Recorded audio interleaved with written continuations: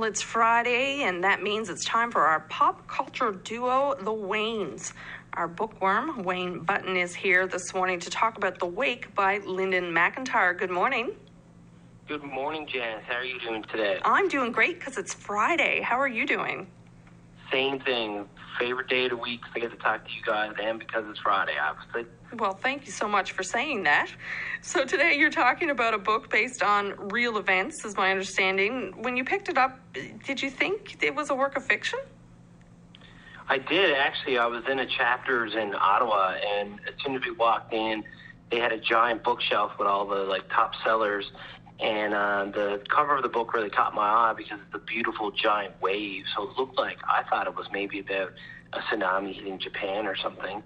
And when I started reading the back, I was like, oh, a tsunami hitting Newfoundland in the 1920s. And I thought to myself, what a weird piece of fiction. Anybody from Newfoundland knows, tsunamis don't hit Newfoundland. So this is just a little bit ridiculous.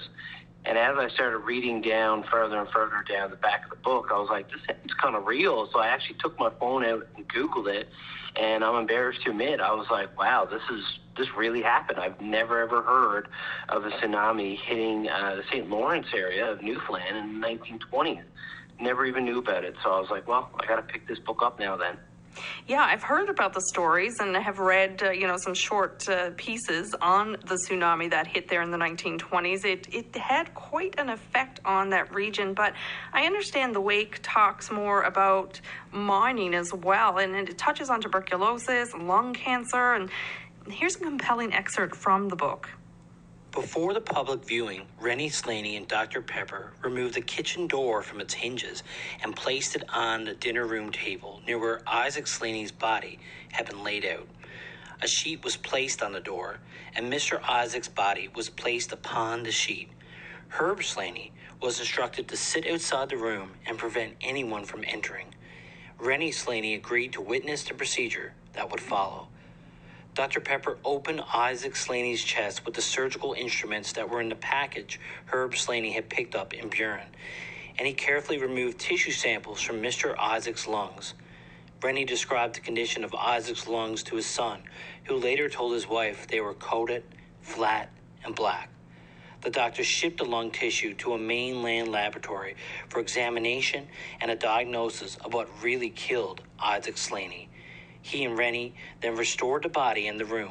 The wake began with nobody but Herb and his father, the doctor, and Mary Slaney, Mr. Isaac's widow, aware of what had just transpired. And of course, Wayne, that's you reading an excerpt from the book, The Wake by Lyndon McIntyre. It must have been quite surprising to read those things. Yeah, that anecdote, blew my mind away.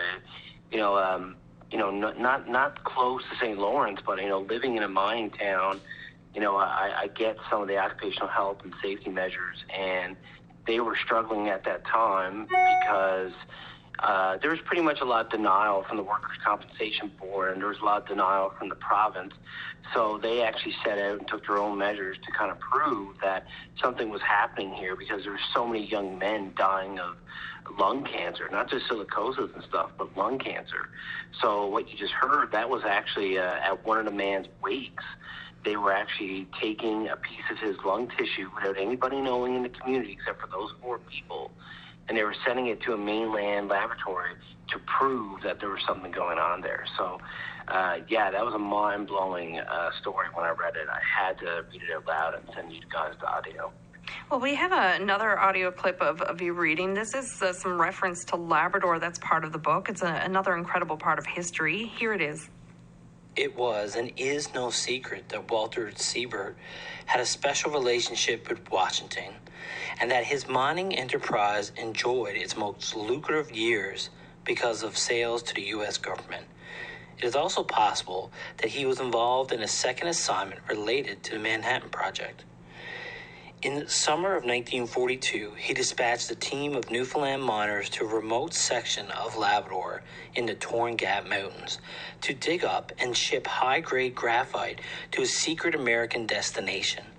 It was at a time when scientists involved with developing the atomic bomb were having difficulty finding graphite of sufficient quality for the production of plutonium, which was potentially like U-235, a weapon-grade explosive. U-235 and plutonium were the lethal elements in the bombs that destroyed Hiroshima and Nagasaki in August 1945. Wow, Wayne. So Labrador had some reference there, and of course, did we have part of the atomic bomb? It sounds like, it's one little paragraph, and I never looked it up because he does reference things in his novel. But it's one little paragraph talking about that, and I was like, what? Like, I blew me away that this guy took graphite and it supposedly was used in the Manhattan Project. And oddly enough, I think it was yesterday, was the 75th anniversary of when the atomic bomb dropped on Hiroshima. So apparently we had a part in that. Yeah, it blew me away. It was only one little paragraph, and the book has nothing to do with that, but it was the most interesting part of the book that blew me away for Labrador history. So overall, would you recommend The Wake by Lyndon McIntyre? Totally. It's actually probably like the greatest Newfoundland history book I've ever read because, it doesn't read like a regular history book. And being from Labrador, anybody in the mining industry, we have Boise Bay and IOC here and Walvish Mines, and it's something really interesting for people to think about how far we've come because although St. Lawrence did, go through a lot of bad things, it did lead to a lot of occupational health and safety regulations in this province. So no, it's an amazing book that I recommend to anybody that's in the Newfoundland history at all or the mining industry. Well, it sounds very exciting. I'm going to have to get my hands on a copy of that by the sounds of it. Oh, you should. It's really good. It's definitely something you want to have in your collection for sure. Well, Wayne, thank you so much. No problem, Janice. You have a good week now, okay? You as well. Take care. Bye. And that, of course, is Wayne Button with today's review. We were watching TV. Watching TV. We were watching TV. Watching TV. Wayne Walsh is our TV nut, and this week he's reviewing an AMC series that's available on Netflix. It's called Hell on Wheels. Good morning, Wayne. Good morning. How are you? I'm good, thank you. Now, the show is about building of railways, right? It starts out a little differently than that, but that's where the feature of the whole series ends up being, and it's quite interesting the way they do it. So what made you tune into this show? Again, people who listen to me on this show would notice that any kind of period piece usually grabs my attention pretty quick. But this one just kind of came with a cool-looking picture and an interest to see what it was about. Now, what kept you watching, kept you entertained? Because I understand it's quite an extensive and exhaustive series. Yeah, the series runs about 5 seasons, and it started in 2016, so I usually like to try and find things on this show that people may have accidentally missed or never seen when they did. So this show started off with a certain purpose. It takes place around the time shortly after Lincoln has been assassinated. And what it focuses on is, at the beginning, is a Confederate soldier who's looking to get revenge on the soldiers the Union soldiers who actually killed his wife and child. So it starts off with this kind of vengeance series, and you're kind of watching this hero kind of bad guy villain start off. But it almost seems as if the series started to go on, that they knew that they were going to run into a roadblock, so they started focusing more on the Transcontinental Railroad, which is where most of this, or actually this entire series pretty much takes place. So it's inspired by true events, but I understand the characters are fictional? Characters are definitely fictional. When you watch the show, you believe that they could actually be those characters. So after doing a little bit of looking up and research, I realized that what they did was they kind of just took the image of certain people that were around this time, and they used them in these series. So one of the big characters is Thomas Durant, who is the investors and the businessmen behind the Transcontinental Railway. And so there was obviously investors. They use this guy turns into a railroad man.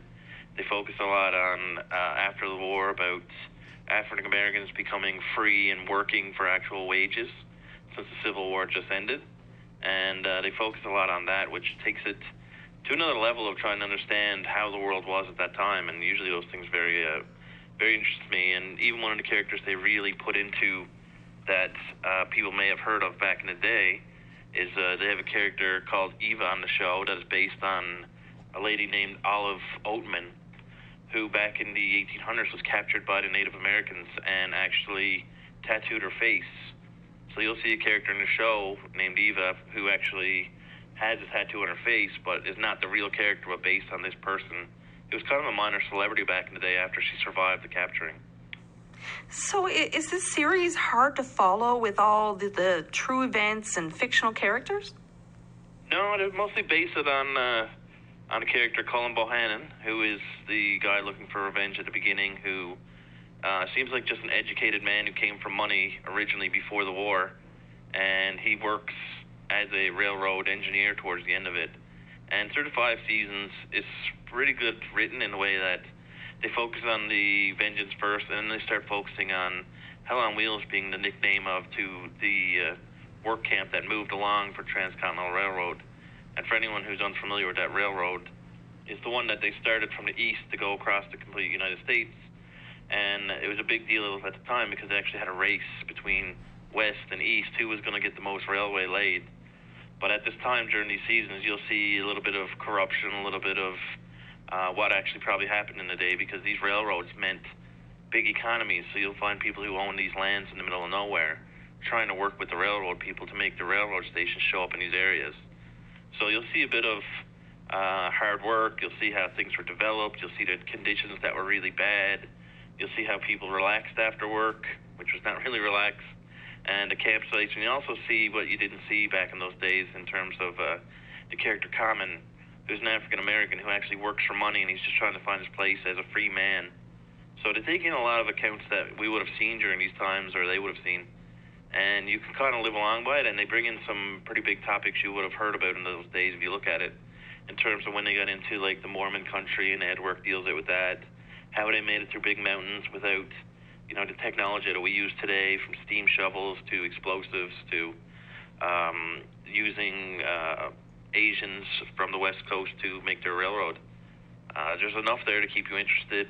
It's well written. The character I had confirmed with my sister last night is a real hunk, real bearded man who can do anything and not afraid of anything. So you can always have that kind of hero look too, even though he's not the greatest of heroes. You kind of pull for him towards the end. I love how you've made this a family affair. Thanks so much for telling us about it, Wayne. Oh, you're welcome as usual. And that, of course, was Wayne Walsh, who is our TV reviewer. Before that was Wayne Button. Both are from Labrador West. And that completes our segment for today of Hanging with the Waynes.